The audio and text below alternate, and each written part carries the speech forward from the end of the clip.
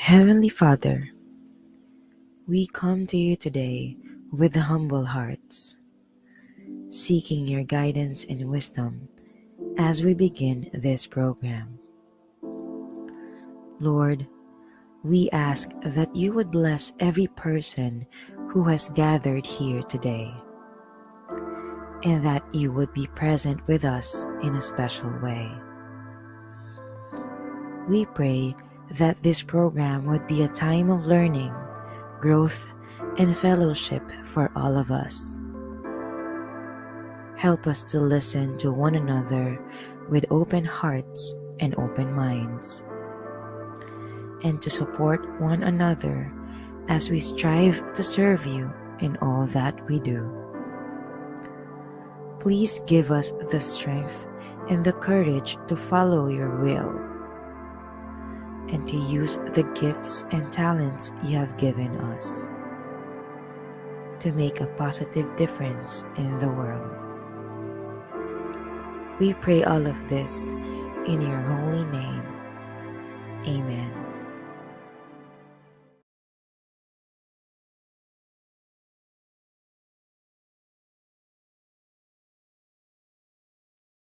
Hello everyone! A pleasant evening sa lahat ng ating mga participants na nandito ngayon sa ating Zoom conference, pati na rin sa mga participants na nanonood through our Facebook live streaming.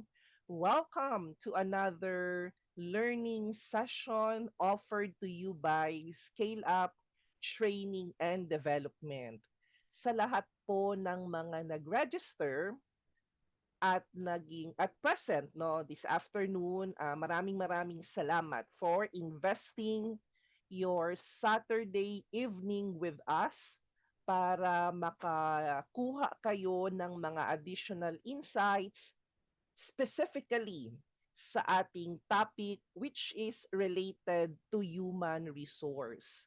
By the way, my name is Piper and I will be your host for tonight's learning activity.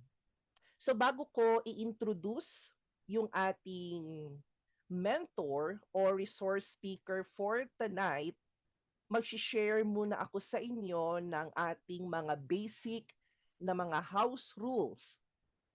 Hindi naman ito bago sa inyo, no? Because I'm sure na this is not your first time to participate sa isang webinar, no? Ito yung pinaka-basic na mga rules na as much as possible kailangan nating sundin in order for us na magkaroon tayo ng smooth sailing na discussion no ngayong gabi. So the first one here is to make sure na palagi ninyong bantayan if your microphone is naka-turn off siya palagi. Unless of course you are instructed by the host or the mentor na i-open ang microphone, especially if you want to share something. Mamaya meron tayong open forum. So after ng ating mentor mag-share ng kanyang mga insights, pati na rin ng kanyang mga experiences, meron tayong open forum. Kaya kung meron kayong mga questions related sa na-discuss niya, if hindi naman siya urgent nga, no, na kailangan masagot agad, pwede niyo yan siyang i-reserve, and then later sa ating open forum, pwede niyo siyang itanong. But if in case na it requires no an urgent answer para relevant sa current na pinag-uusapan, pwede niyong gamitin ang chat box, which lead us to the second house rule. So use the chat responsibly. So again, if you have questions that requires immediate na answer, so gamitin natin si chat box. Or if merong tinatanong si mentor, no, kung meron siyang tinatanong, tapos kailangan niya ng responses from the audience, please participate and make use of the chat box para naman mas engaging yung magiging flow ng ating webinar tonight. Number three, respect the speaker and participants. So that's why it will lead us back to rule number one, no, na make sure na hindi naka-turn on. Kasi minsan kasi by accident, nakiklik siguro natin or napipress ba natin yung mga shortcut keys sa ating keyboard kaya na unmute tayo, no? Magugulat yung ating mentor, pati na rin yung mga co-participants. So make sure na maiwasan natin na ma-interrupt siya sa kanyang discussion. And as much as possible, give your full attention, especially while someone is speaking. Etong number four, eto na yung sinabi ko sa inyo kanina no na if the mentor is asking something, tapos kailangan niya ng responses from the audience, we need to engage, no? On that very moment, no, para again interactive yung ating learning activity. Stay present. We are going to have our session like until 8 o'clock in the evening. So sana, no, you are going to focus your attention para naman talagang meron kayong makuhang mga insights galing sa kanya. And later, meron din tayong attendance, no? Nagagawin. That's why you need to make sure na you are present tonight. And keep your camera on if possible kasi mas magiging engaging, interactive, mas makakakonect si mentor with our participants if meron din siyang nakikitang someone, no, sa Zoom, no, but this is optional, so it depends sa kanyang request, it depends din sa inyo. Okay, so those are just some basic house rules and sana we will follow those as much as possible. So before we will proceed, no, talaga introducing the resource speaker or the mentor, let me share muna, no, this is like a recap kasi matagal na tayong nagkakandak ng HR related na mga webinars, no? In fact, this is the 8th session under the category of human resource. This is our HRM 108, and this is all about wellness, safety, and health, or pag-uusapan natin kung ano yung relation ng human resource at saka nung occupational safety and health, or yung OSH na for sure some of you here nabasa, familiar na rin with what we call OSH or occupational safety and health. So mamaya magsi-share si mentor kung ano ba yung relationship ni OSH with the human resource. So if you are available by next month, that's May, we are going to cover employee relation and talent retention naman. So actually, the registration form is available na rin. If you are interested, all you need to do is just to visit our Facebook page, no? Yung Scale Up Training and Development kasi posted naman din doon yung ating yung registration, no? Kung saan pwedeng mag-register.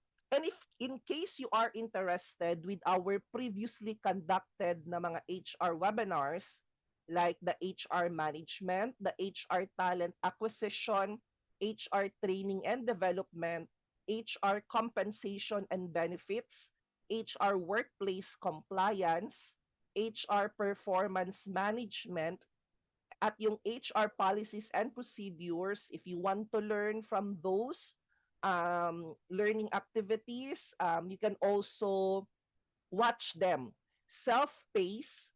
Tapos, if you needed a certification for that, you can also request if needed. Kaya we are also encouraging you to subscribe to our YouTube channel, no? Kasi nandoon lahat ng ating mga recorded na mga learning sessions. Ang pangalan ng aming YouTube channel is the same, no, with our Facebook page name, Scale Up Training and Development. So for tonight, we are going to have our human resource mentor na for the past 7 na kasi 108 ngayon, 'di ba? For the past 7 webinars, siya din yung ating naging competitive mentor, sharing his insights and personal experiences based sa kanyang career, no? As an HR management expert and HR strategy specialist. Currently, yung ating mentor is working as the recruitment director of virtual staffing solutions. Meron siyang mga professional certifications coming from the University of the Philippines. He is a certified paralegal professional. Meron din po siyang certification from the International Federation of Professional Managers. Kaya yung ating mentor tonight is a CHRP or tinatawag nating Certified Human Resource Professional. Way back when he is still based here in Davao City, dito talaga kami nagkaroon ng opportunity to connect with each other like years and years ago, no? He worked before as the Special Projects Director of the ICT Council of Davao City where I am also a member. Kaya nagkaroon kami ng connection to each other. And I'm happy na even up to now, no, that connection is still getting stronger and stronger sa mga activities na meron kami. So, please help me welcome our mentor and resource speaker for tonight. We have mentor Kael Pinto. Hello, sir. Hi guys, can you hear me? Hello. Yes, okay Okay, naman po that's ang good. audio. Sige. Yeah, I think this is the longest time that we have done this webinar way back pa. So we will be discussing occupational safety and health tonight. Not really your very theoretical, side of OSH kasi 'di ba there are seminars that's really given by Dole. So we won't be discussing like those very specific things here. But we'll give you an overview on how OSH works, what is it, and before we actually start, let's have a show of hands, siguro. Anyone here again who's working or who are students, just utilize the chat for those who attended my sessions before, 'di ba? Mostly chat tayo. We utilize the chat really. I wanna get a show of hands to just get the feel of the room. How many are students? How many are HR professionals or anyone from a different industry here attending the session tonight? So, students, heart na lang siguro sa mga students, no? Or ano ba? So, yeah, Mary Joy, Blessing. Okay, so most are also like students. And if I would assume the courses of the students here are also human resources or psychology. Am I right? Can you guys chat, if it is correct or not? So at least we'll have that I can what's this? Uh I can actually tailor fit like examples to the topic based on, of course, the course and etc. So before we start, the title again of this discussion is Occupational Safety and Health. So it's all about human resources, wellness, safety, and health, especially in the workplace. And of course, this is like the entry level, very beneficial to those of you guys who are gonna enter the workforce soon, right? So hindi ko na I won't introduce myself anymore, but I know that some names are very familiar here. So I know that you guys are repeatedly attending the seminars. But yeah, just to give a quick intro. So I worked actually as a coach, a communication and soft skill coach, way back in Davao, in Sutherland. My background in psychology, I also work as a HR staff as a start. I'm a psych graduate with a post-degree diploma in research and development management. And of course, I've been in the human resources industry. Basically, it's not almost 15 years because I started working in HR 2006, 2005. So that's more than 20 years of training, development, and human resources. I cosplay. I'm 44 years old. So, I probably graduated high school when most of you are not yet born. So, anyway, to proceed, let's quote Franklin Roosevelt. So he said that the nation that destroys its workers destroys itself.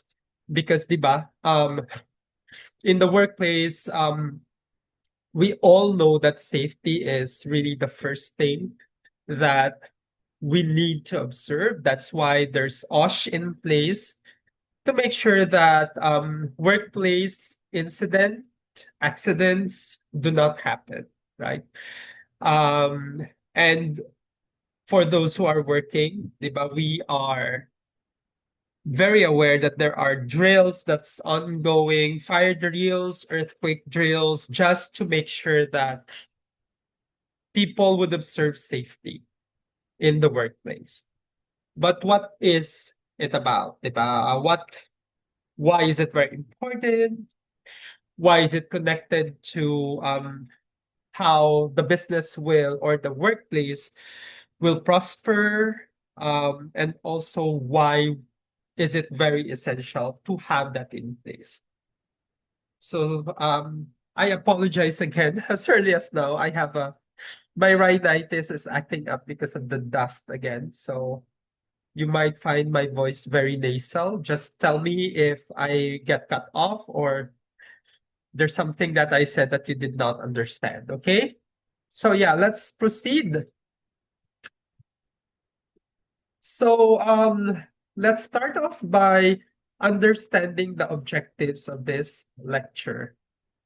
So of course, the first thing that we need to understand is to know what is HR's role. So most are psychology students. I don't know if you guys will proceed to clinical psych or the academe or probably in um PQD or LND or whatever part of psychology that is. Probably a few will proceed to medicine and proceed to psychiatry, but I think most would be psychometricians, and also people that will work in the academe as what's this? As probably guidance and counseling professionals. But in all of these fields of psychology, occupational safety and health is really important. And what is the role of the human resources department in, making sure that safety and wellness is observed in the workplace. So also, to link safety and wellness to productivity, this is what I mentioned earlier, that how are we gonna look at the connection of safety, wellness, and health in the productivity of the company, and also to promote a strong OSH culture in the workplace. So I'll proceed now to the introduction to occupational safety and health in human resources. So to define OSH, again, it's self-explanatory, diba? Occupational safety and health. That's really what OSH is. But to break it down to occupational safety and occupational health. So let me share a story way back in Davao when I worked with in one of the software companies in Davao. Pre-pandemic, we started the company 2018. So 2019, we've already established our OSH policy embedded in our employee handbook, and we like a month prior to the pandemic when we hear the pandemic all over the news and the number of cases actually starts to swell. We already put business continuity in place. So what does that mean? We already prepared for the pandemic. Part of our business continuity plan in our employee handbook and our policies include pandemic and other communicable diseases in the workplace. So that's also part of occupational health, di ba? Prevention of that work-related illnesses and promotion of well-being. Like, what are the most common communicable diseases na pwedeng mangyari or will happen in the workplace? Sige, type daw kayo. What do you think are these communicable diseases that are rampant, cyclical? That means it repeats every year, 'di ba? Meron diyan, what do we have? Cold, common cold, flu, ano pa? Pink eye or sore eyes, 'di ba? Yan yung mga the usual. Mumps, yung what do you call that in Bisaya or in Tagalog? Basta mumps, yung may bukol here sa neck. That's also communicable. Chicken pox, those are your communicable diseases. So what are the things that Beke, oh yeah, Beke, I think that's Hiligay nun. Or Bisaya din, Beke. In Iloilo, we call it Bayuok, the mumps. Um, so what are the things that you need to do? Like in case if you have those things, or you know that your seatmate has those things, di ba? So, because if we don't have any OSH policy in place, that would really affect your productivity. Kasi if everyone is sick, di ba? Production slows down or ultimately stops pag wala tayong policies in place. Okay, let's proceed to why OSH matters. So, usually, employees spend 8 to 10 hours a day inside the workplace. Di ba? If we will not count the breaks, the lunch break, 8 hours yan minimum. And also, most would probably have their overtimes and everything. So that would extend up to 10, 12 hours per day. And also, unsafe environments result in injuries, illnesses, low morale, and productivity loss. So sa unsafe naman na environment, this usually happens in manufacturing, construction, engineering, even in medical fields, di ba? It could be unsafe then. Even though na, of course, they are like the epitome of safety, but without those safety precautions in place, the medical field is also very unsafe, right? Because you get exposed to a lot of pathogens, to diseases that could be communicable. What else? Injuries, very common, di ba? Sometimes, even in a very quote-unquote safe environment, um, accidents happen pa din. What if nahulugan ka ng nahulugan or nahulugan ng box yung paa mo, or you're working in a in a kitchen, nag-init ka lang ng kape doon sa workplace mo, and then you spill the coffee all over yourself. So that could cause burns and stuff. So in any workplace, 'di ba, accidents will happen. That's the reason that there should be OSH policies in place in all the workspaces. And that's also the reason sa OSH, I don't know if I'm correct, but a minimum of five, dapat minimum of five or 10 employees sa workplace. Meron ka na dapat isang, like, a first aider, or at least someone that would do OSH in the workplace. If you have 50 employees, you need to have an on-site nurse. 100 employees, you have to have an on-site doctor and a rotating nurse sa office niyo. So mga ganun yung mga OSH policies, which again, we cannot really discuss in detail. We only have 2 hours, and the OSH seminar is actually 40 hours to get your basic occupational safety and health certificate. DOLE, they actually have those. The certification, once you finish that 1 week certification, you get certified as a safety officer too. So I'm a safety officer too. And that certification would come from DOLE as well, but through an agency that they actually accredited. So yun. Pero DOLE yung nagre-require yan. So mostly sa mga HR practitioners, it's also nice to have that certification. Kasi of course, if we work as HR sometimes, most of the time, we are also the safety officer of the company. So there.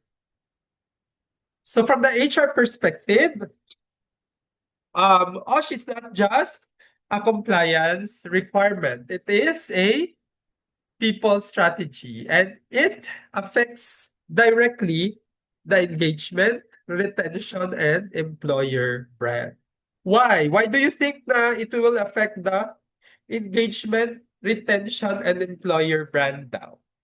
Can someone type their answers? Again, no right or wrong answers for us.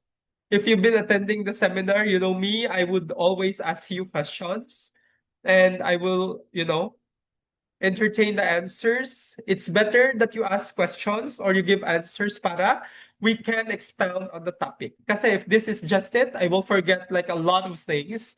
But if you ask questions, if you comment, mag-answer kayo, it actually is very beneficial for the discussion because I can expound on specific topics as well. So yeah, why do you think it's very important for engagement? Why do you think it directly affects engagement?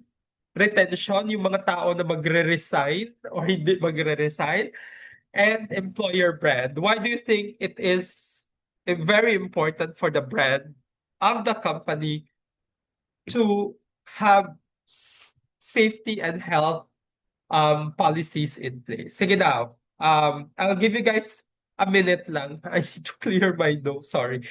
So, type lang yung answers nyo. What are your answers? Why do you think it's very important, or it directly affects engagement, retention, and the brand? Bakit daw?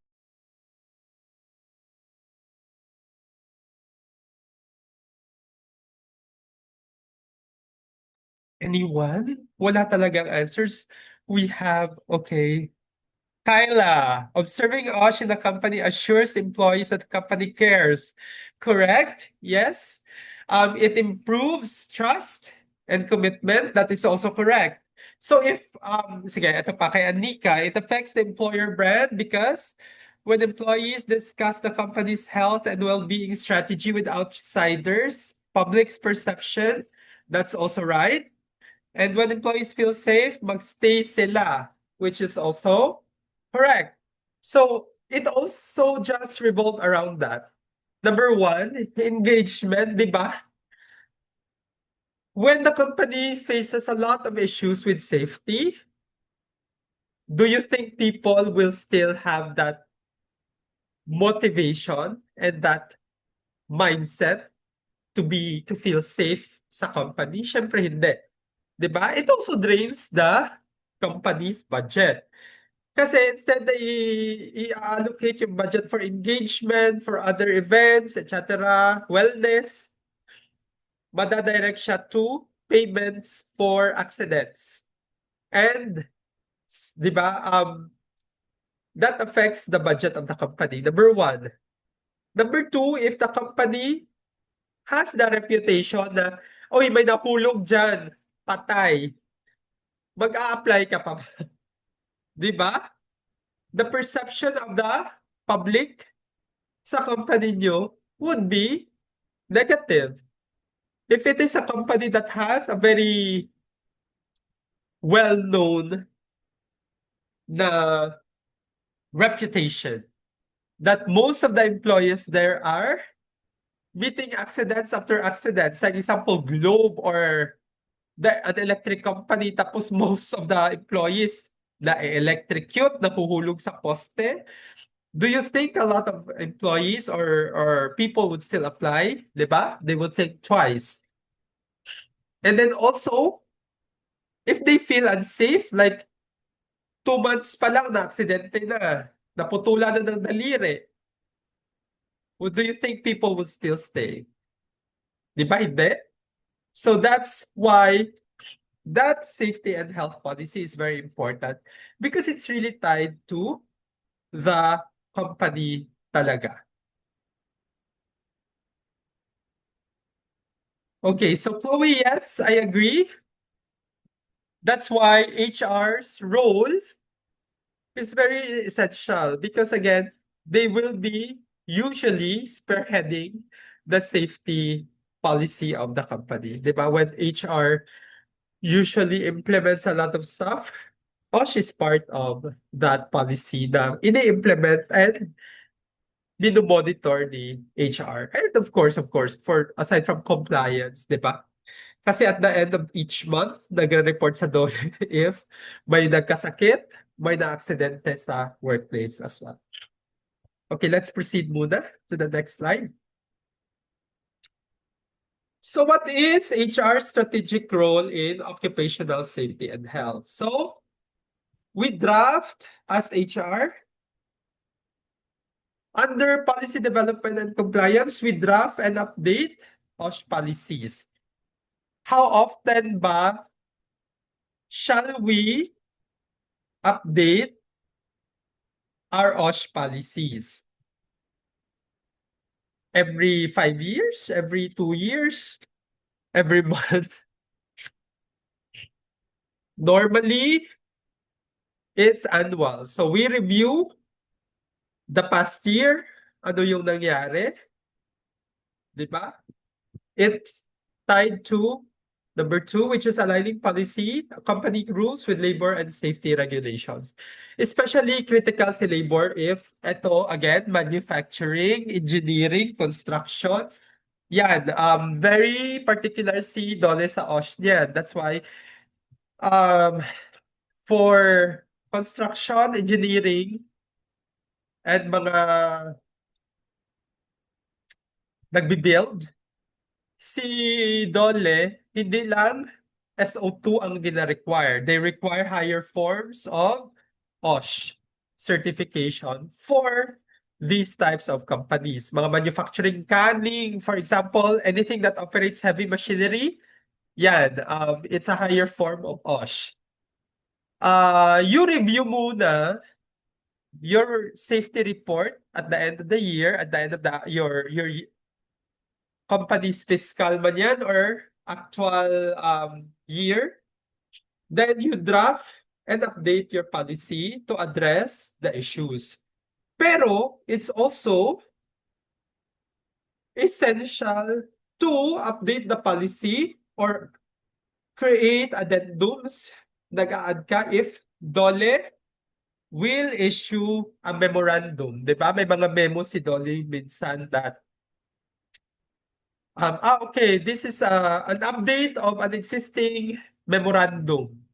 An update of an existing, say, OSH regulation. So once the OSH regulation from DOLE is communicated to the companies. The company should update their OSH policy. Kahit hindi nila i-update yung entire thing, they need to have an addendum to their OSH policy. So, i-add lang yan, addendum letter, let's say, F na. And then, once the addendum is in place, HR usually, or the safety, kasi yung company may OSH, ano man yan sila, committee. So, the OSH committee, normally again, it's led by HR or HR is there, will communicate the policy clearly to the employees by sending out company memorandum. So may mga memorandum number 22 series of 2026 new or addendum on the OSH regulation. So ilalagay ko na ano yung mga bagong OSH regulations and it should be communicated well to the employee. So how do you communicate it well? Dapat nakapost siya sa mga bulletin, boards, or anywhere na makita talaga ng empleyado. Number 2, it should be cascaded through email. Diba? Kung pwede nga, you print it and have the employee sign that they have read the new addendum of the regulation. So yun, just to also protect yourself if you are an HR of a company, also to protect yourself na magsabi si na aksidente si employee for example. Tapos nagreklamo sa DOLE. Tapos sabi niya, well, I'm not aware of this policy. If you have that policy sent out and may receive siya sa email, and the employee may read receipt, for example, they read and they received the email, that could be used as evidence in DOLE na they receive. Better kung may papel siya, nagperma sila, included siya sa 201, you can actually present that as evidence na sinabi ni company na nakascade yung information na communicate ang bagong policy sa lahat ng empleyado, nakuha niya yung copy niya, nagperma siya na nabasa niya at nakuha niya yung copy niya, then that would also cover, the company. Kasi syempre, hindi mo ma-blame si company 100%. Kasalanan yun ni company. Anong sabi nila? I cannot speak the Latin lexicon, but ignorance of the law excuses no one. So hindi ko mo sasabihin sa DOLE na hindi ko kasi alam. But there is a policy, you signed it, nabasa mo, may nag-email sa'yo, nabasa mo yung email, may read receipt, then you are also liable of that. Na, you cannot blame the company 100% na sinabihan mo na hindi po kami na-inform. Hindi ko po alam. So, to remove that argument from sa tao, then you need to document everything as well. Number 2, of course, risk assessment and hazard identification. So ang role ni HR is to coordinate with safety officers and managers para malaman ano yung may risk sa workplace. Ano yung hazards? Normally sa BPO where I'm from, ang mga hazard natin is carbon emission sa floor. So to mitigate that, you identify the hazard and the risk. How do you mitigate it? Maglalagay ng carbon monoxide measurement tool or tool that measures carbon monoxide. Another thing sa BPO is yung issue na the workplace should be well lighted. So how would you mitigate the risk or the hazard? Or yung there's also an OSH policy on yung dahil nakaupo palagi ang mga empleyado, they should have more ergonomic chairs that supports the stress and the tension sa likod ng empleyado. So these are risks that managers and HR should identify. Ano pa ba yung mga normal na mga risk? For example, sa mga food industry, di ba? Burn na mga hazard or chemical hazard when mag-expel ng waste. Ano pa? What are the hazards? Ikaw, example, veterinaryo ka or you work in a farm. What are the hazards, di ba? Tools, equipment, um, animal bites could be a hazard if you work with animals. So those things, which leads us to the number 2, identifying the physical and the psychosocial hazard. So physical hazards, very common. Di ba that's why pag naglilinis sa mga office, naglalagay ng sign na slippery when wet. That's making sure that people are aware that there is a hazard there. Or may mga notes sa hagdan, watch your steps, or may mga properly lighted labels na exit in case of emergency, mga ganyan. And also, all of the companies should have fire exit, emergency exit that are accessible. Ito yung naging issue, Pipes, I don't know if you can remember, I think this is 2009 or 10, yung nasunog yung BPO sa Davao, di ba, sa NCCC Mall. And it was really a case study on OSH. Kasi, yung, ano to? The reason why 30 plus died is because yung mga fire exit, they're locked. They're not properly labeled. Walang arrow that points to that direction. So, ang daming hazard na, ang daming safety policy na hindi inobserve ng time na yon. That's why it costs 30 plus people to die. So, it became a case study for OSH seminars talaga. We were discussing it na, bakit ganon? May fire drills ba? Like, I don't know if it was also true na parang late na nila na-observe because ang mga tao hindi pa rin umalis. Di ba, as one of you said earlier here, si Chloe, that it should be safety first ang policy. That's why pag may earthquake, kahit mahina yan, especially in Davao, di ba, like, earthquakes are sometimes very, mahina. Nasa desk ka pa rin kasi you're working, or sometimes hindi mo ma-feel, nasikip pa rin ng work, naka-headphones ka, you're not aware na may mga alarm na. So when you feel the may earthquake, you do the earthquake drill na talaga. You follow the earthquake drill, you get the hell out of there. Labas ka agad. Huwag mo na hintayin na mag-crowd pa ang mga tao, or you also exit the workplace in a organized manner. Diba? Dapat organized siya. Kasi another example ng very poor OSH, or wala pa naman kasing very defined na OSH before 1990s. I don't know if you guys are alive. Early 90s. Yung ozone disco tragedy, where people were trapped doon sa disco house because wala siyang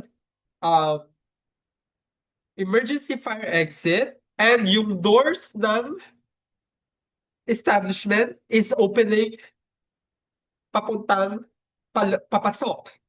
So, hindi siya na-open palabas. Companies should actually have palabas na opening sa main entrance and exit nila.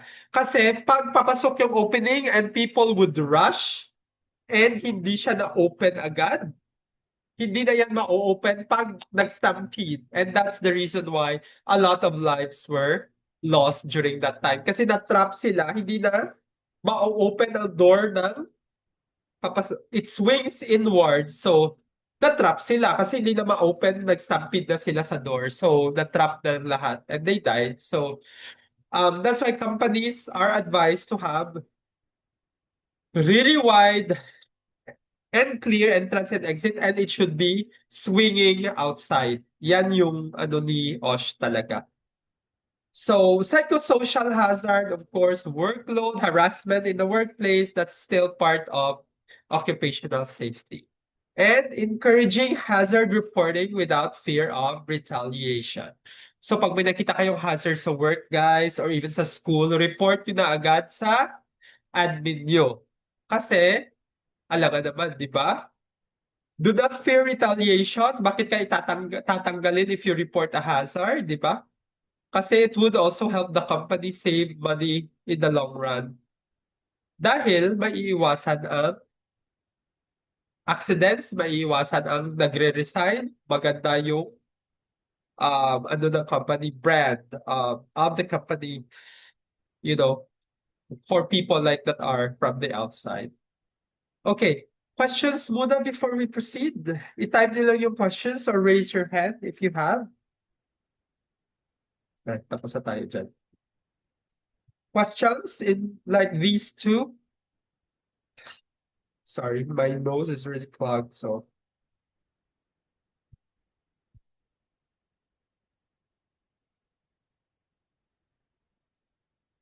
Walang question?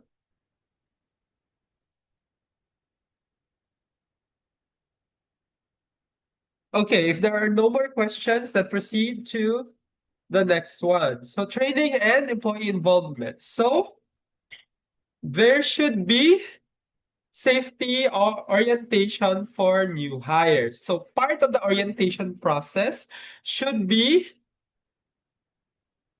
a safety orientation. Kahit basic lang na safety orientation na ito yung fire exit natin, ganito, ito yung ganito, and your OSH policy should be part of the employee handbook. So in my previous company, part yan ng employee handbook.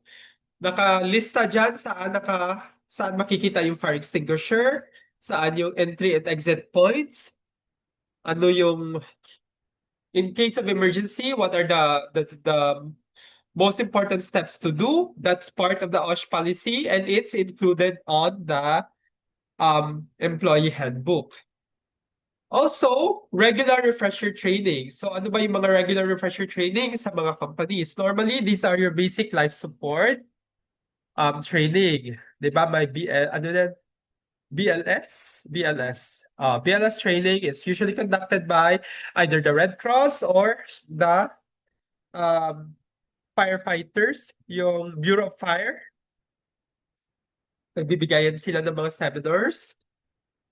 And also sometimes it's just the basic refresher training na mga binibigay din ng mga safety officers sa office. Fire drills, of course. Earthquake drills should be done. And empowering employees to speak up on safety concerns. So you need to empower ikaw. Example, as an HR, pero since may HR na ba dito? Yung mga HR talaga. Heart ang mga HR practitioners sa lecture na to. Kasi you need to encourage our employees to speak up if they see safety hazards in the workplace. So we should not fault them or punish them if they are reporting any safety concerns. So yeah, excuse me.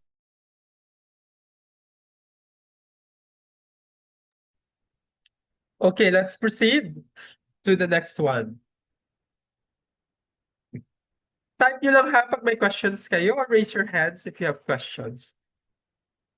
So number 3, workplace health, safety, and risk management. So ano ba yung mga types of workplace hazards? We have discussed part of this kanina.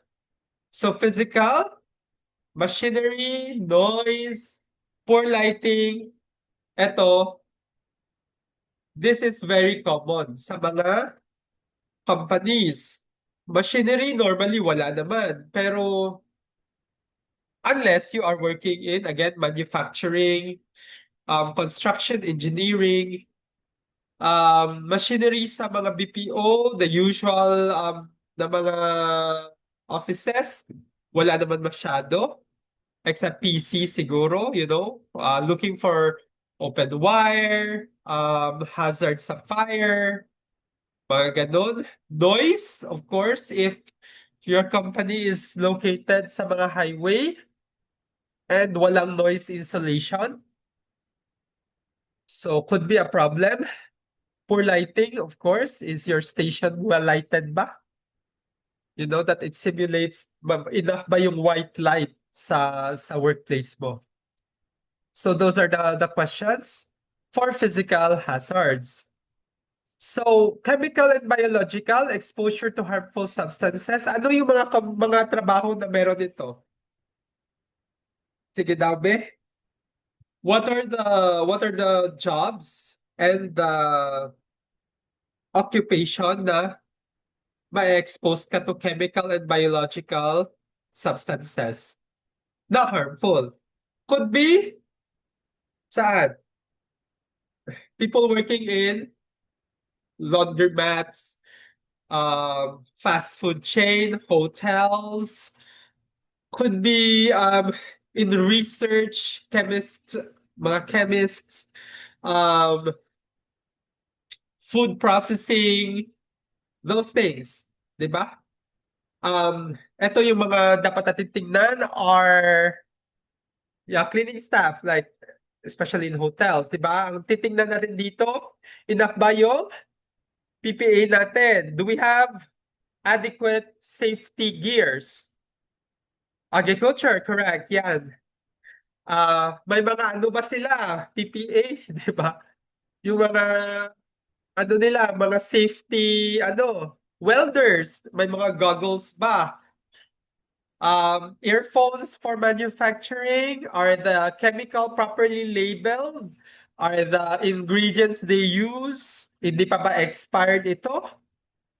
Hairdressers, correct, yan. Mga ganyan, mga nag-handle ng chemicals. Even nga sa like sa mga convenience stores, di ba? They also clean the floor, they also put chemicals sa waste nila. So ang daming natin. Air conditioning, ang dami, like almost all jobs, especially, well, except lang siguro if you're an office staff, di ba? Pero sometimes, kahit office staff ka, you will be also exposed to molds. Like, di ba, if ang mga carpets are not clean, if the AC is not clean, may mga molds dyan, that's also deadly. So, almost every job naman, you have exposures then. Mga mekaniko, di ba? Yung mga chemicals that they use sa mga cars, mga hairdressers, like especially if may mga chemicals na harmful sa eyes, tapos wala sila naka-glasses or goggles, di ba? That could also expose them to those risks. Ergonomic, poor posture, repetitive tasks. Ito sa manufacturing. Yung makita niyo yan sa mga TikTok, di ba? Yung parang dalawa sila sa isang conveyor belt and then they're like packing things. So that's also can expose workers to ergonomic hazards.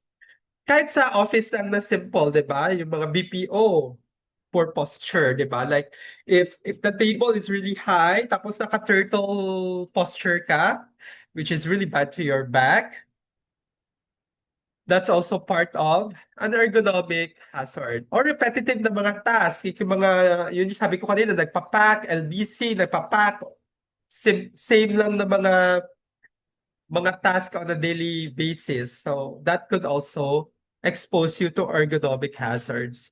And psychosocial, etong psychosocial, medyo tricky in a sense because wala tayong actual, say, measurable or way of measuring stress talaga. Kasi people, as individuals, we cope to stress differently, di ba? Hindi siya natin ma-quantify. That's what the word that I am looking for. Hindi siya natin ma-quantify ba? How do we quantify stress? Hindi naman natin siya ma-measure, di ba? It can be measured.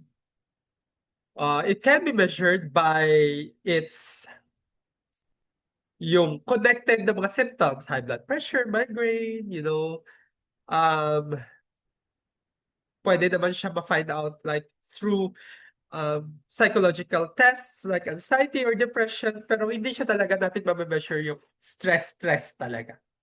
Diba? It's difficult to measure. Burnout, also similar. But burnout can actually be detected by the performance. Diba? Pag hindi na nagper-perform na maayos ang empleyado, you need to be aware kung o baka na burnout na ito siya or something. So, pwede yun na makita. But there is no definite measurement kasi of stress or burnout talaga. Violence, yes, di ba makikita to?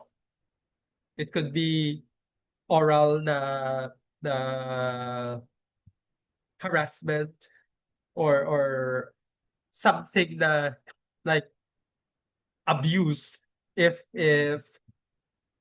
someone in your company is bullying you. That's why there's also mga anti-bullying policies in schools and in companies. And harassments, a lot of forms of harassments, verbal, physical harassment, could be sexual harassment, or emotional harassment. This should be part of the policy that is under OSH. So yun. Questions about this before we proceed? May questions? Wala? At tahimik ng team na to. But yeah, sige, basta type lang if you have questions, ha? So, 1 minute lang. I'll turn off my video lang. So next natin is prevention and control measures. How would we prevent and control the hazards or the risks that we find sa mga occupational places natin, sa trabaho, sa work, sa school, even sa bahay nga natin, di ba? May mga risk naman dyan. So there are, number one, an engineering control. There are always controls that can be put in place to prevent or to at least mitigate the safety hazard. So the layout for engineering controls, what are the type of controls that we can put? Di ba pwede na yan, yung mga PPEs nyo, could be like yung mga, especially sa machinery, di ba? May mga auto kill switch sila. Like example, pag ma-pull mo yan, example, na ano ka sa conveyor belt or whatever, pag na-pull yan, the entire equipment will stop working. Layout, of course, di ba? Pag may ano tayo, may noise hazard, for example, the engineering controls can be put in place. Lalagyan ng insulation, or lalagyan ng ilaw, lalagyan ng ganito. So that could, prevent the hazard, not totally remove it, pero that would put a control on that specific hazard. So, administrative controls like job rotation, work schedule, ito naman sa more psychosocial, more than also like, you need to determine, for example, itong administrative control could also work, for example, what if meron kang tao na medyo may edad na? So, a rotation on the job or the work schedule could be put in place to make sure that older people na medyo mahina na yung mga coordination, pwede naman na i-reassign mo sila. Huwag mo sila ilagay dyan sa cutter. Sa yung nagka-cut niya, yung saw blades. Kaya baka maputol yung kamay niyan, makatulog sa gabi or what. So you need to put administrative controls talaga to make sure na hindi sila ma-expose unnecessarily sa danger. Right?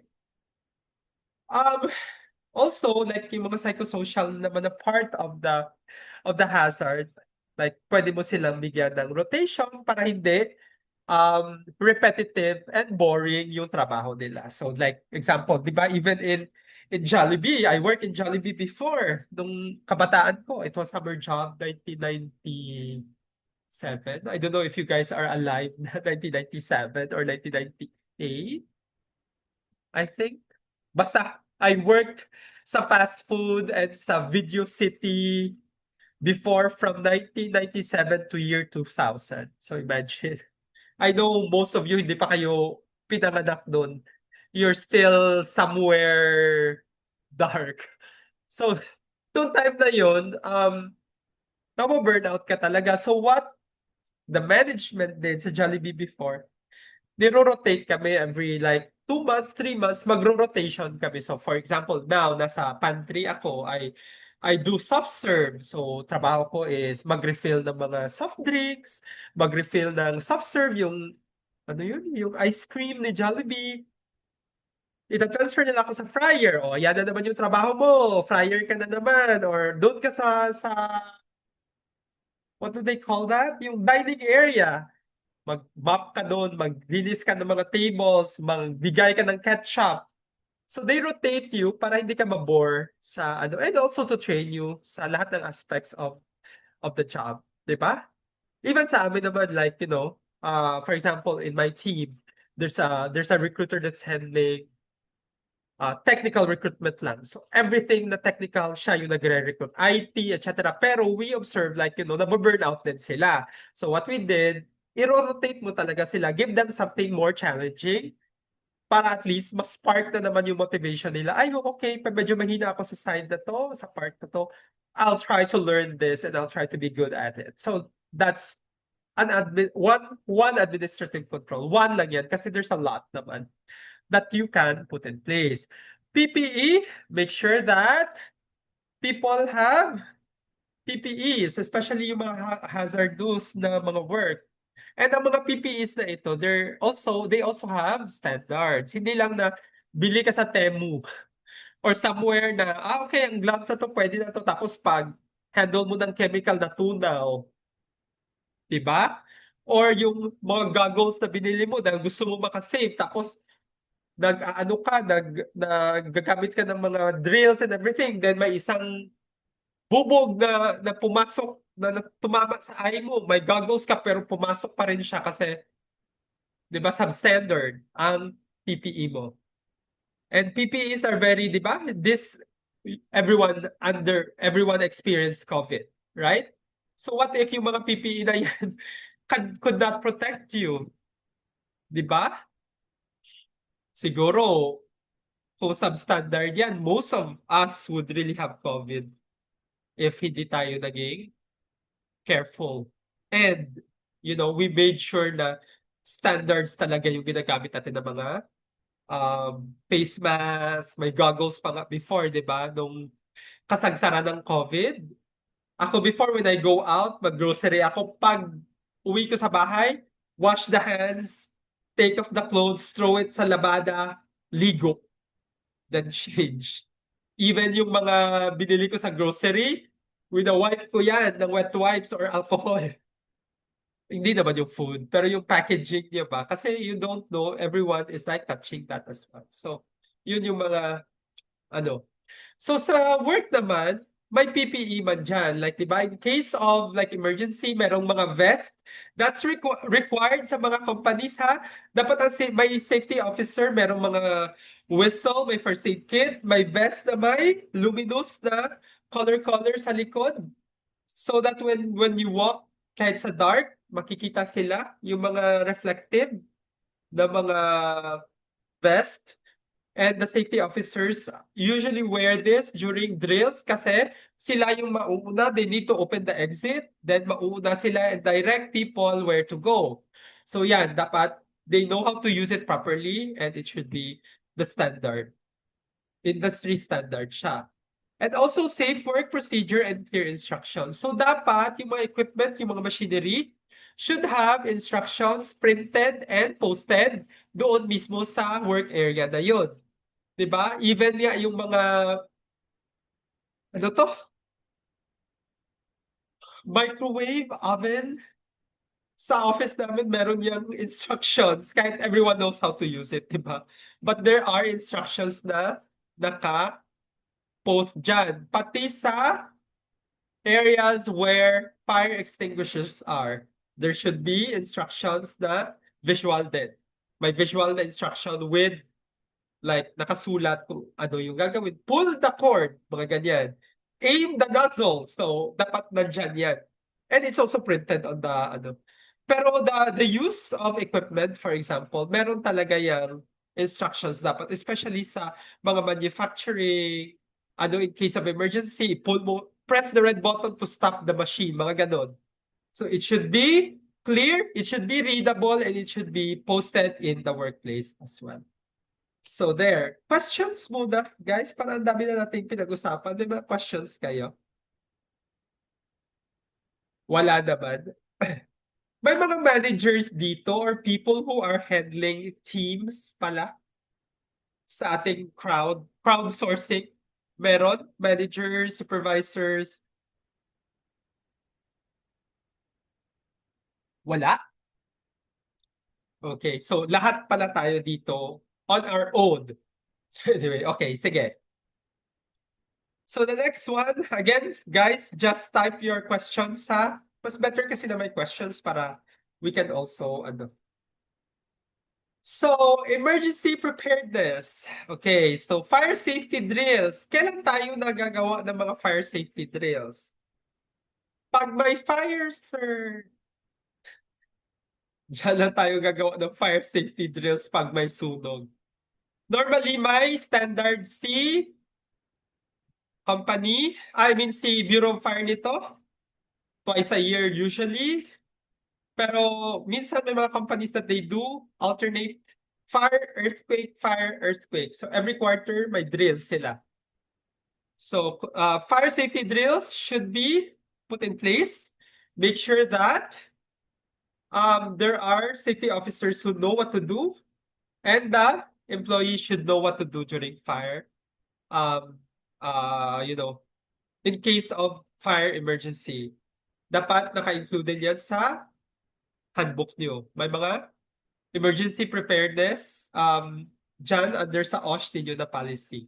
So yung mga ano, crawling out pag may usok or tuck your arms and roll in case na masunog ka or ma-caught on fire yung ano mo, yung clothes, or if may someone na nawala ng malay, they're unconscious and they're on fire, di ba? We use the blanket to snuff up the fire. Yung mga firemen scary, or you drag the unconscious person out of the risk areas na tinatawag nila. Diba? You need to identify sa OSH kasi you need to identify the risk areas as well. Dapat alam mo kung ano ba ito. Pwede na ba na conduct ng first aid dito, tapos you are standing near a wall na may possibility na mag-collapse during earthquake. Yung mga ganun. So you need to be very aware of your surroundings talaga in case of emergency, ha? Wag lang na, oh my God, pabida ka dito, magbigay ka ng chest compressions kay I have a basic life support certificate, or crush mo na wala ng malay, kailangan mo mouth-to-mouth resuscitation. So una-una ka dito. You're not aware na the place that the victim is in and you are in is not safe. So you need to get out of, you need to be in a safe zone muna before you even do anything. So like that sa mga usok, 'di ba? Normally ang usok, 'di ba, if may usok and palabas yung usok, usually you know that there is an exit there. Ang ibang tao kasi kung they don't know where to go ba, tapos nag-crawl sila papasok na andun pala yung apoy. So you need to be aware of your surroundings. For medical emergency naman, 'di ba? If you're not allowed to do the first aid, then or yung ano to? basic life support na ano, what's the term again? If you are a respondent, an emergency respondent, don't go pabida-bida doon. Okay? And then, people naman, if you see na may nag-collapse na tao, for example, there's an emergency, wow, marites agad, mag-whip up the phone, then, you know, magpunta sila to where that person is, mag-video, mag-unsa-unsa, take a picture and stuff. No! You need to give space to the victim kasi dadaan yung mga emergency respondents, kailangan niyo ng air, hindi pwede na nandun din kayo. And do not move the victim unnecessarily kasi you don't know what happened, di ba? Baka bali pala yung spine niya. So, you would cause more harm than help. Di ba naka-watch naman, lahat naman dito siguro naka-watch ng Harry Potter, di ba? Don't be sino yung isang professor na second year ni Harry? Yung pabida-bida na professor na doesn't know what to do, so don't be like him. Okay? Leave the medical emergencies to those who are certified to respond to the medical emergency. So there. Natural disasters or workplace violence, di ba dapat part of your policy or when you go to since mga student pa ang most of you here, if you are looking for a job, you need to also read the handbook of the company. You need to make sure na may mga policies on natural disasters and workplace violence. Sabi kasi before, part of our business continuity plan is to really be prepared for yung preparedness sa natural disasters. For example, baha, bagyo, earthquake, fire, volcanic eruption, kasi di ba sa Davao, it's near Mount Apo. So part of the disaster preparedness would be volcanic eruption, also violence, terrorist acts, pandemics, and endemics, and everything. So pinag-isipan namin lahat talaga and pinasok namin sa OSH namin na policies, lahat na. In case of may hold up sa office, in case na may dalang firearms, may terrorist na pumasok, ano yung continuity plan? What's the preparedness, emergency preparedness that we will need to put in place? So meron mga emergency hotline, the HR's shift phone should have emergency numbers na nasa speed dial, mga ganyan. Dapat the security should know what to do, not to lock the office premises in case of emergency. Pag may narinig na putok, for example, sa compound, what's the immediate thing that we need to do. Mga ganon. Even evacuation, etc. Lockdown, mga ganyan. Are we ready to be in lockdown? Mga ganon. So, dapat the company should have this emergency preparedness as part of your OSH policy. So, yan. And importance of readiness, not reaction. So, eto yung what I said earlier na nag-prepare na kami. Prior to the pandemic, we already prepared 3 weeks in advance, nag-prepare na kami. We sent all our employees sa work at home. Bumili na kami ng mga modem sa mga critical people, etc. Padala na kami ng mga laptops. Pinauwi na namin sila sa mga province sila before the lockdown. So, at least nung nag-lockdown na, hindi na-disrupt yung trabaho namin. So, that's emergency preparedness. So, hindi lang na mag-safety drills ka ng fire kung may fire na. Diba? You do that before to prepare your employees and make them ready in case of emergency. Sige, next slide. Sabi nga nila, a safe workplace is created intentionally and not accidentally. So, yon.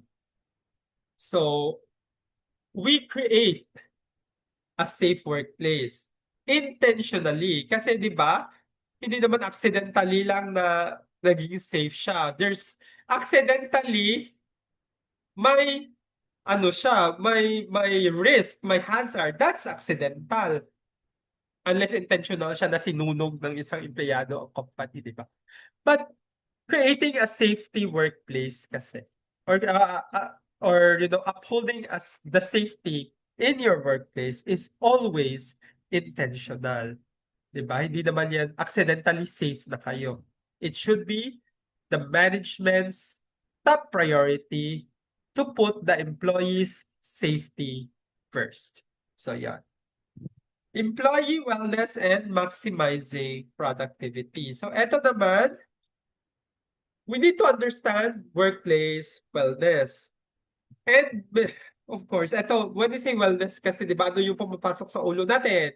Yoga, Zumba, ano pa, mga kung ano-ano diyan.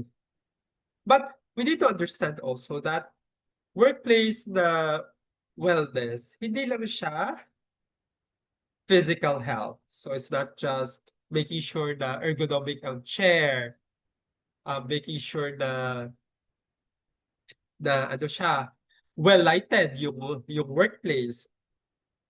Wellness also includes ano ba? Employees ba feel safe sa trabaho? Not just physically safe, 'di ba? Are they happy going to work? Or feeling ba nila hinaharas sila ng kanilang mga boss? So, that's still part of wellness. There are a lot of dimensions of wellness. So, physical health is just one of them. Mental and emotional health or wellness is also, eto, medyo, ano na ito, pumutok na ito siya na mental wellness and emotional wellness. Di ba? That's why companies have emotional support groups, social wellness as well. Is, yun nga, pwede kasi na your company might be physically safe, 'di ba? Mentally and emotionally safe, pero it's not a socially safe na lugar. What do you mean when you say socially safe? Could be that company has a very bad reputation. Pwede din yan kasi na maging social hazard siya or socially unsafe siya for you. Kasi it could be na you will be criticized, machismis ka because of that, the reputation of the company. Could be, ano din, uh, connected to a physical wellness, but could be socially, yung mga, even the location of the company could pose a hazard, di ba? If the company is located in a very critical or crime abundant zone, let's say, that could also be a factor. And lastly, of course, is work-life balance. Anong ginagawa ng mga tao na to? Anong ginagawa nyo to achieve the work-life balance?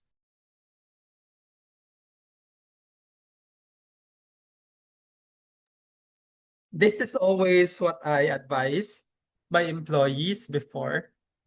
You need to make sure that pag rest day mo, rest day mo. Syempre, it's not 100% na applies to everyone. Sa amin as a director, we're always on call. So, kahit naka-rest day ka, if may mga emergency sa office or you are needed, you are on call. Pero, like tomorrow, family sports fest namin, it's our rest day, pero it's our sports fest. So, as part of the HR department, I need to be there, to facilitate. But work-life balance could also mean as simple as, when you're out of work, for example, you turn off your phone. Ako, hindi ako nagre-reply mostly pag out of work ako. Unless emergency na siya talaga again. Also, if it's my, like now, Saturday, di ba, rest day, you need to do something that you like to do during your rest day to maintain that work-life balance. Yeah. We work 5 days a week, di ba? Ang iba, 6 days pa nga per week. You need to have that, your own me time, kumbaga. Ako, what I do, I usually travel. If I have the time and the money to spare, I would normally travel. Kahit locally lang.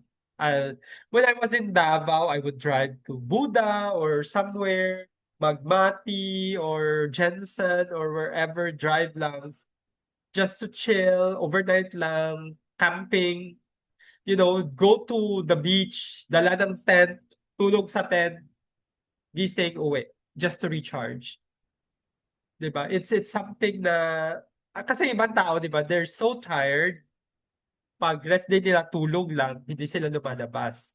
You need to, sa akin ha, my piece of advice is, just go out. Go to the mall. Kahit yun lang. Para ma-feel mo na, wow, hindi ka nagtatrabaho today. Do something na get out of your house if you're working at home, or even if you're not working at home. Go outside, especially if wala kang your job would take up a lot of your time during weekdays, for example.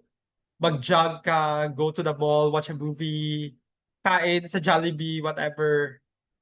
Walking ka, go sa dagat, watch the sunrise, sunset. Basta do something that deviates you or iba sa usual mo na routine. Kasi pag hindi mo yan ginawa, you'll be burned out. Parang sasabihin mo, Monday na naman, trabaho na naman. So, that's something na what I usually do. So sa akin, if I have the time and money to spare, I'll travel abroad once a year. Kahit mga cheap lang na mga flights, piece of fare, hanap lang ng mga cheap na mga hotel or inns or whatever. Capsule hotels if you're in Japan or in Taiwan, pili lang ng Airbnb na mura kasi you'll just leave your bag there and then you go out. Sabi ng ibang tao, ay ang mahal, ganito, expensive mag-travel. Yes, it's expensive. Yes, you need to prepare for it. Pero as usual, yung pera na you earn, na ginasto mo, the money that you spent when you travel, you can earn it back. 'Di ba? Ma-earn mo yan balik. But the experience, the learnings, the culture that you discover, that you immersed in, those are priceless. So yun, dapat magbiyahe na kayong lahat. It's something that you need to look forward to if you are earning na. Biyahe talaga. Kahit dito lang sa Philippines, 'di ba? I usually do one local trip kasi. Kahit isa lang sa isang year. Na somewhere I've never been. So like for example, I went to Sagada and it was a really good experience because nakaupo ka sa bus for 9 hours papunta. But Sagada, like, taught you a lot. Like, I tried. Tapos, di ba may ibang tao na when they travel, hindi sila nagtatry ng something new kasi natatakot sila to try something new. Like, okay, may Jollibee naman doon. Jollibee na lang din kay gusto ko yung taste. Ayaw ko mag-try. You need to try local delicacy. So, yon. So when I went to Sagada, even though I heard about it, na parang, ay, yak mo na yan, ganito. They air dry the karne. But I still tried etag. Etag is yung karne na ginahang lang nila, gina-air dry lang nila doon sa parang may ginagawa silang kawayan na lalagyan ng mga karne. So it's been drying. Malamig naman kasi sa Sagada. So na-air dry siya for a long time and then it looks black na. Parang itim na siya. And sometimes sabi nila may mga insects pa na makikita dyan na nakatira sa meat. But of course, they're gonna clean it. Nag-try talaga ako just once. I also tried when I went to Laguna sa graduation ko sa UP, I tried horse tapa just for the heck of it, 'di ba?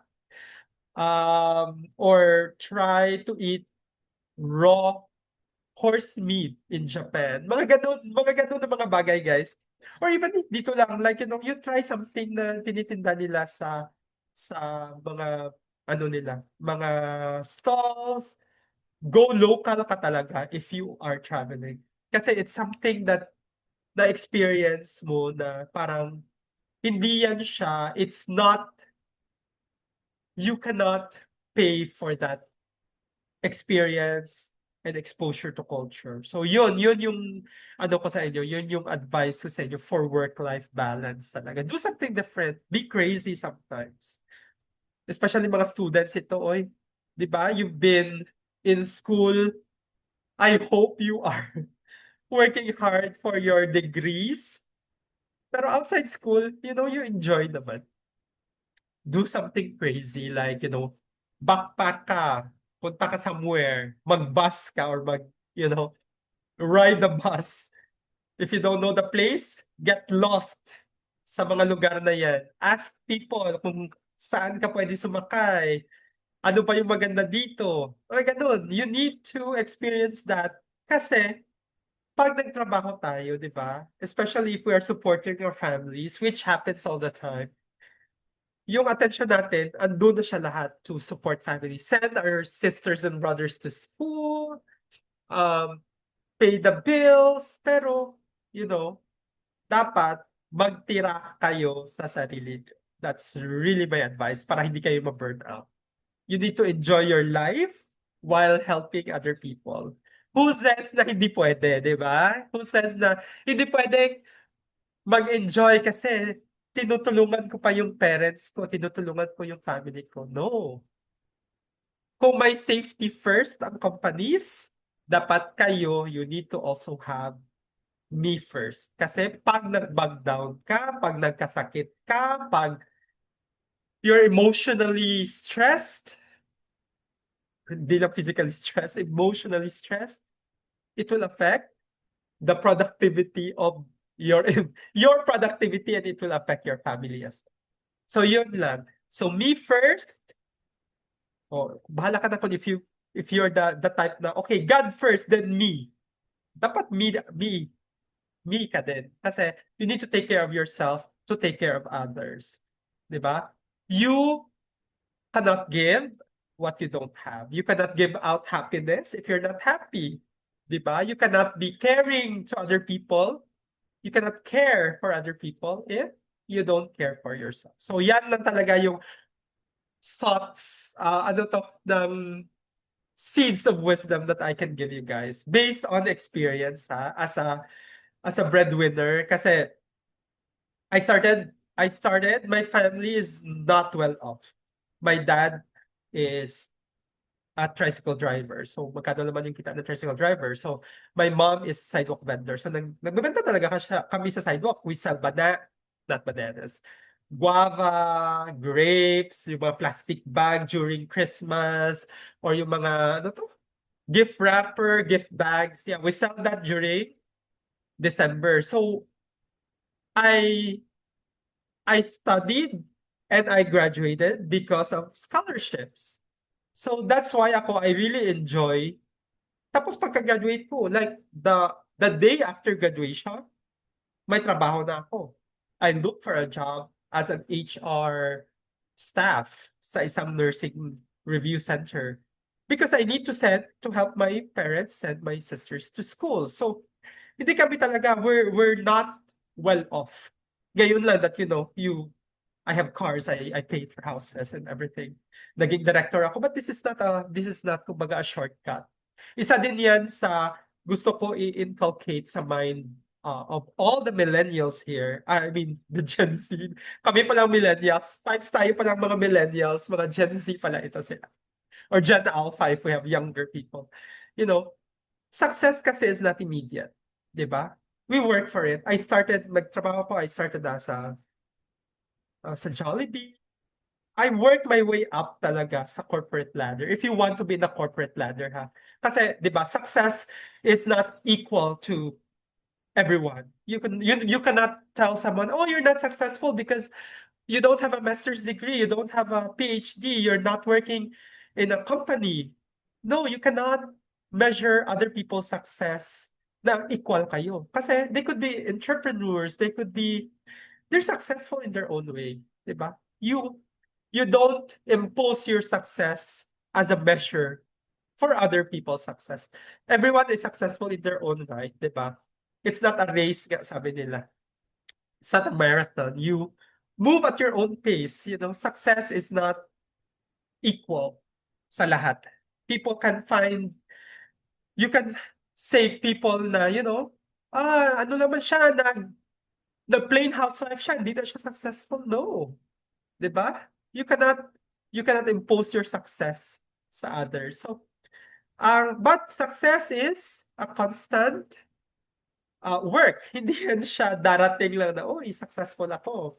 Kasi sa people, kahit ano ba, mabilis silang magsuko.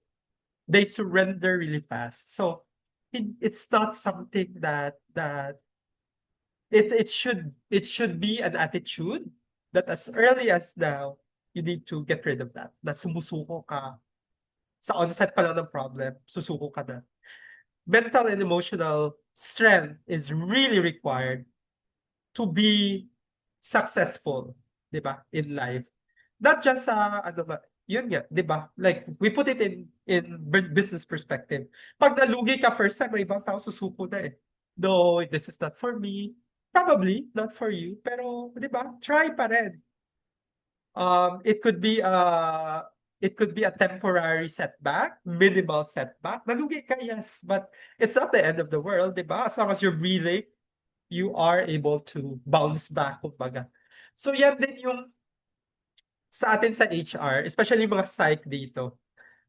Sometimes, 'di ba, we put ourselves in other people's shoes. Then it's really empathy, sabi nga nila. It's an essential tool for human resource practitioners. Kasi sometimes ito yung very difficult in HR. You balance being human and following the policy. 'Di ba? Sa company naman, the policy is really the law, kumbaga. But you need to look at situation from the perspective of the employee din. Bakit siya absent palagi? You need to drill down on the cause of the absenteeism. Hindi lang na because absent siya because ganito. Kasi once you found out the root cause of the problem, you need to implement solutions and interventions. 'Di ba? Baka kailangan lang i-change yung schedule, baka kailangan lang i-change yung rest day, baka kailangan lang bigyan siya ng leave muna to settle everything. Bakit siya palagi absent? Di mo alam. Baka nagbabantay sa parents sa the hospital. Those are the things kasi that as HR, especially sa akin before as head of HR, I wouldn't really see kung hindi ako nakikipag-usap sa mga tao. That's why kahit HR kayo, most kasi sa mga HR dito, no, that I observe, nasa office lang nila sila. They don't go out to the employees, they don't talk and interact with the employees. Sa kanila, wala lang, nasa office lang sila nagtatrabaho. Make sure as an HR, part of your job is to make sure also na your employees are happy, 'di ba? So you need to go out there, you need to go out of your office, you need to talk and connect to your employees. Pero to the point naman na professional pa rin. 'Di ba? And not na, yeah, friends kami tapos palusutin mo kung may mali. No. You need to know them, you need to interact with them. But if they violate a policy, 'di ba? You look at it from their own perspective, get the root cause of the problem, and if it is intentional, then you stop the policy. You throw the policy at them. Pa din. Yun lang. So, goes to the third, the third one, which is, ang wellness kasi, preventive siya. So we put wellness the exercises, activities in place to prevent bad things from happening and not to react because, ay, nilagay natin yung wellness na to kasi may nangyari na. No. We put that in place to prevent accidents or things, bad things, from happening. So clear? No questions? Type lang ang questions pag meron. Let's proceed. I was like talking here. Mag-8 na pala. So yeah, sige, let's proceed na lang. HR-led wellness programs.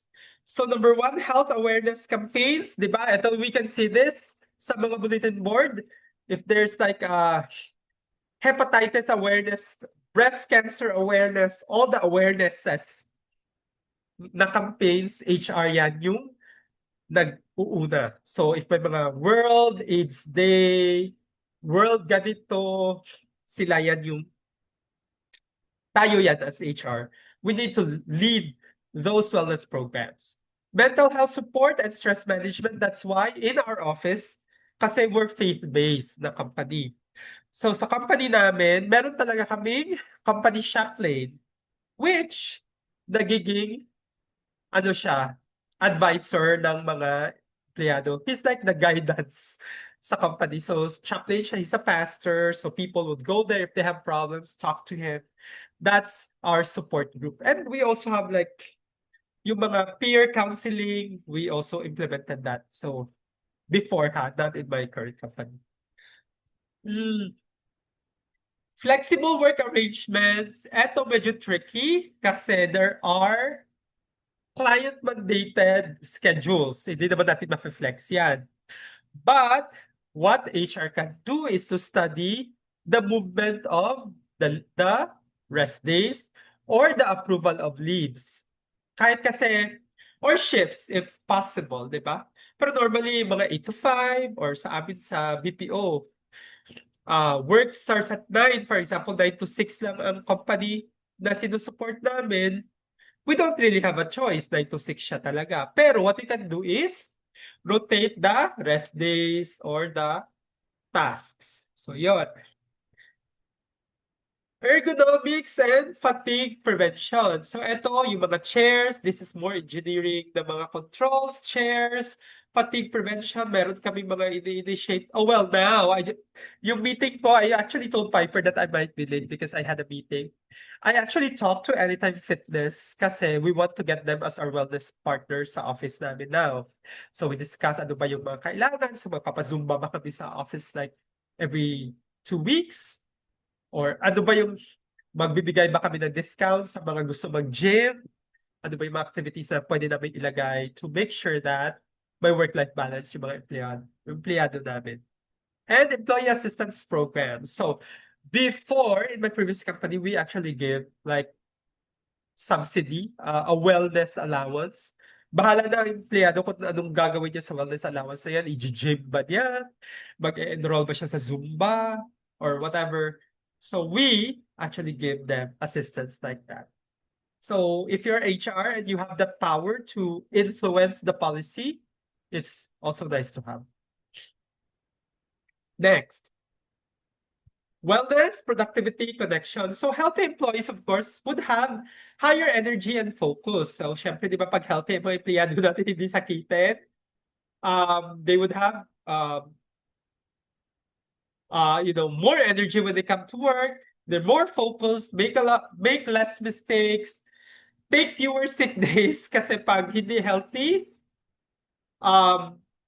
magsisick leave. That's also the reason na yung mga, even yung pantry namin, make sure namin na, healthy naman yung mga food na binibenta. And they are they're also more engaged and motivated if they are healthy. Kasi di ba, may ba, pag pagod na yan, paglabas sa trabaho, wala na talaga. Matutulog na lang yan.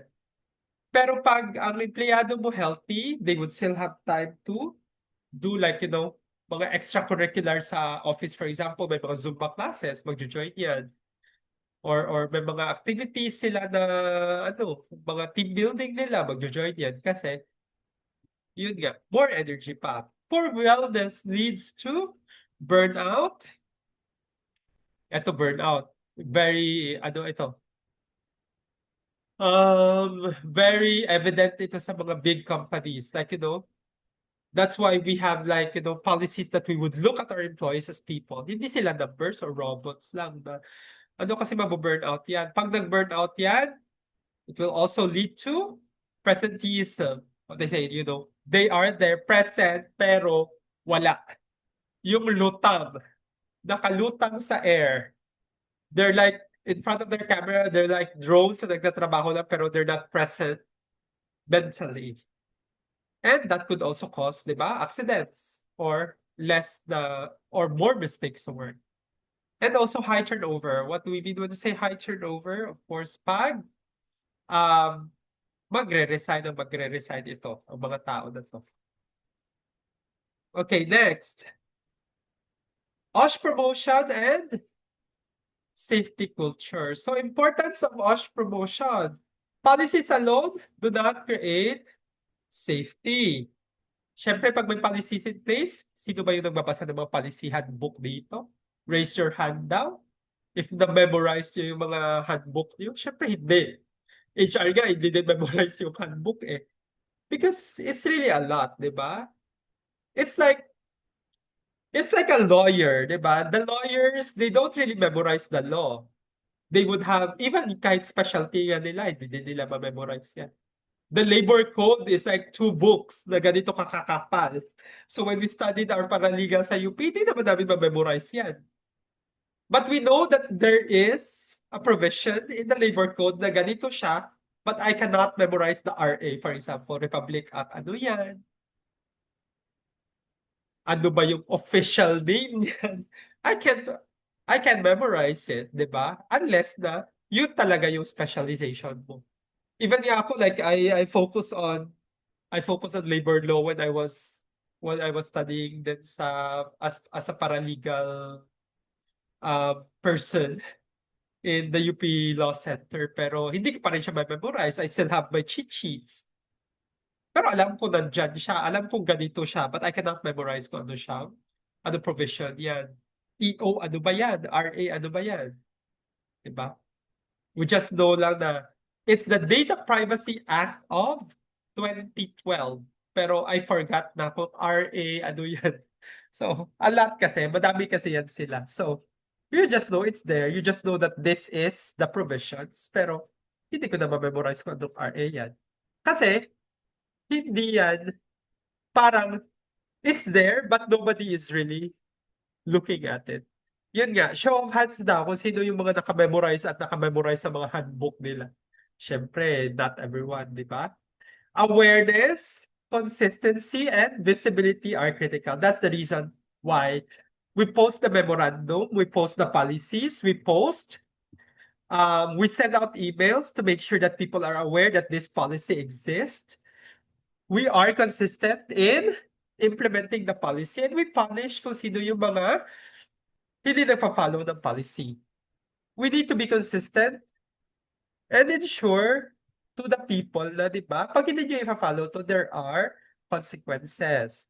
And safety is a daily behavior. So, yun yung mga nalilimutan ng mga tao minsan sa construction. For example, di ba?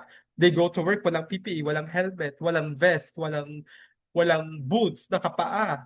So it's a safety, it's a daily habit, kumbaga. We develop the habit of safety.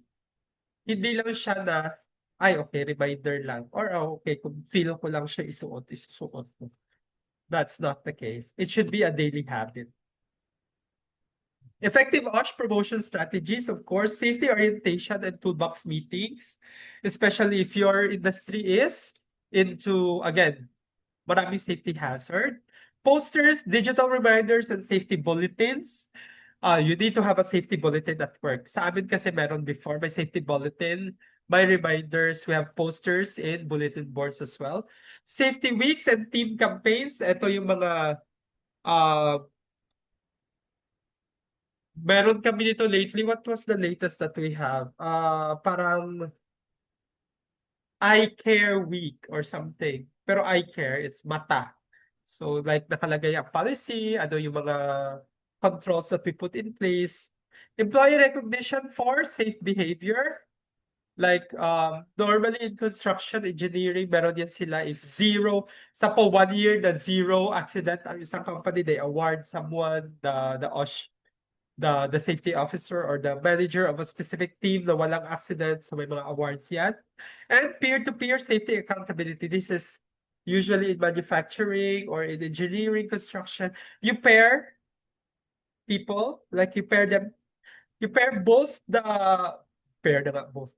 You pair the employees and then each one is responsible for the safety of the other one. So yun yung mga bagay that you can do to promote OSH strategies at work. So next, leadership and management commitment. So employees follow what leaders do, not what they say. So dapat, if you're a leader, if you're handling a team, kung ano yung ina-expect mo na safety drills, safety procedures, fire drill man dyan, you need to participate as a leader. HR and managers as safety role models. So you should not be the ones, we should not be the ones breaking the safety protocols of our company. And we address unsafe behavior fairly and consistently. Fairly and consistently means hindi lang dahil friend mo, pinalusot mo. Okay? Hindi yan fair. Consistent nga. Or pwede naman na hindi fair ka sa lahat pero hindi ka consistent.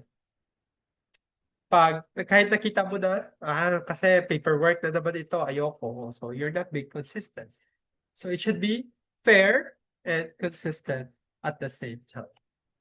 Okay, so 6, monitoring, evaluation, and continuous improvement. So we have 10 minutes, 12 minutes. Measuring OSH performance, incident rates, of course. Ilan yung mga accident na nangyari sa company nyo for the past quarter, for the past month.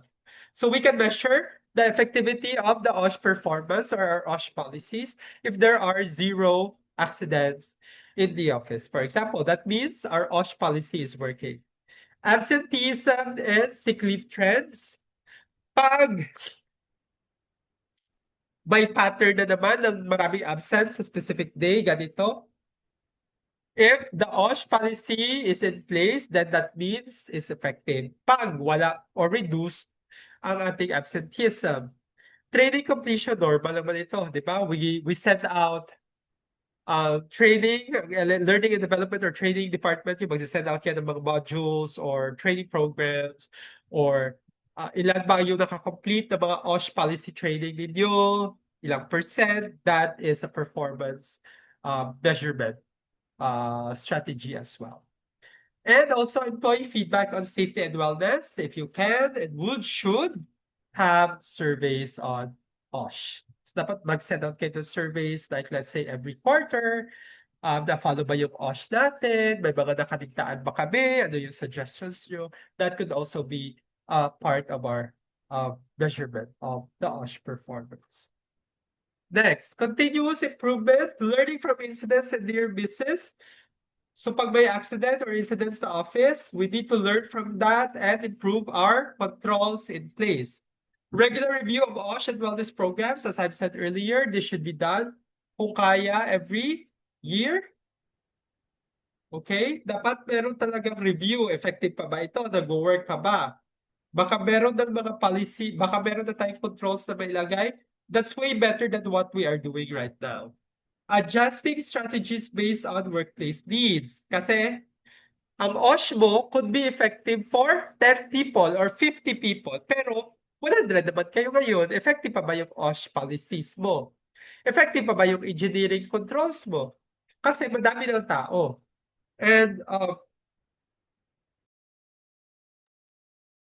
the more people in a cramped space, the more na tumataas yung risk and hazard ng accidents to happen. Diba? So, kailangan nyo i-review yan and you need to adjust based on the needs of the workplace. Example, nagpa-carpet kayo. Meron ba tayong mga OSH policy or standards dyan on how long or how often Do we need to clean the carpets and check for molds and ano to, fogging sa mga lamok, and et cetera. So, yan. Next. Human resources role is to use the data to support better decision. That's why sa HR, di ba, nagsasabit tayo ng mga reports. Every month, may absent ba because of sickness, may nag-resign ba, may na-aksidente ba.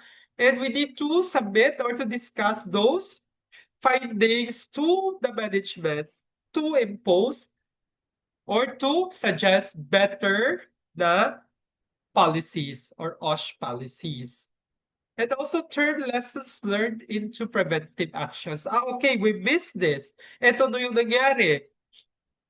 Hindi natin alam na ang ano pala sa likod, ang metal railing pala sa likod, rusted na. Ano yung dapat na controls in place? What do we need to do to prevent future accidents? Yung mga ganun. So, okay. Questions muna before we go to the conclusion? We're almost at the end of the hour then. So let's proceed na. Type lang kung meron mga questions dyan. Conclusion and key takeaways. So OSH is a core HR responsibility and not as an add-on. That's why part of the company's makeup in the organization is your safety officers and your OSH committee. Hindi yan because wala lang. Add-on lang siya. Feel lang namin. No, that's a core HR responsibility. Wellness and safety are investments in productivity. So, hindi siya gasto. It's an investment to prevent future gasto.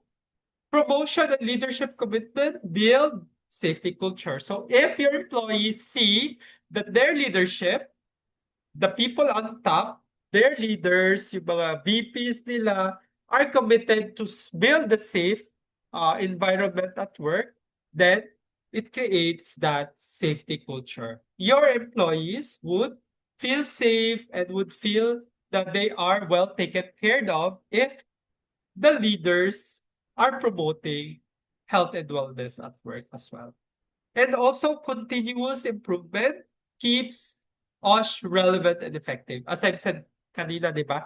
Ang OSH kasi, it changes. There are always new memorandum from DOLE. May aksidente na nangyayari. Lumalaki yung company. So, we need to have those constant improvements to make sure na relevant pa yung occupational safety and health policy natin. And the most important part is it still effective? So we need to constantly improve to make sure na effective pa siya. Regardless of ano yung nangyayari inside the company, is there growth? Is there reduction of employees? Lumaki ba tayo? The building is now 10 years old. So dapat continuous ang pag-improve natin ng OSH policies natin to make sure that we prevent accidents and mitigate all the risks that we have.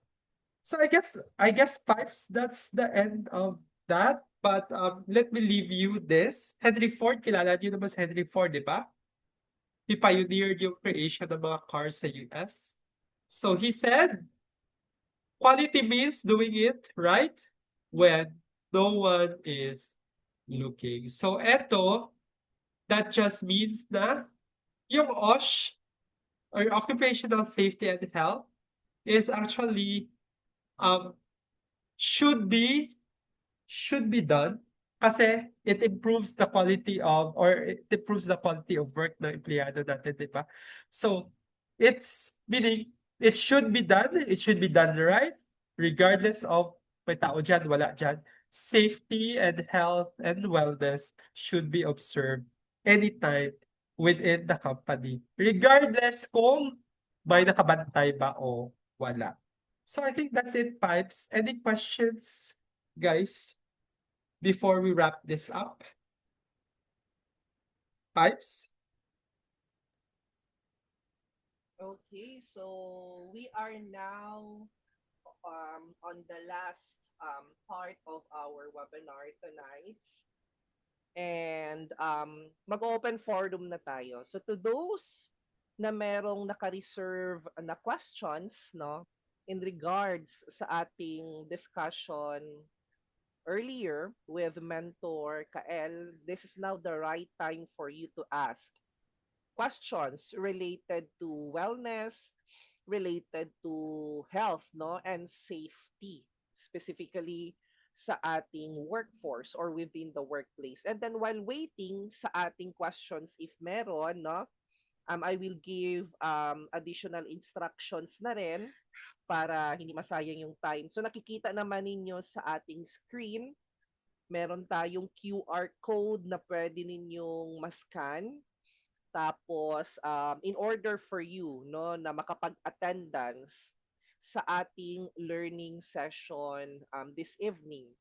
But let me also share the URL of that form if in case lang naman na hindi nagwo-work, no, yung pag-scan ninyo sa QR code.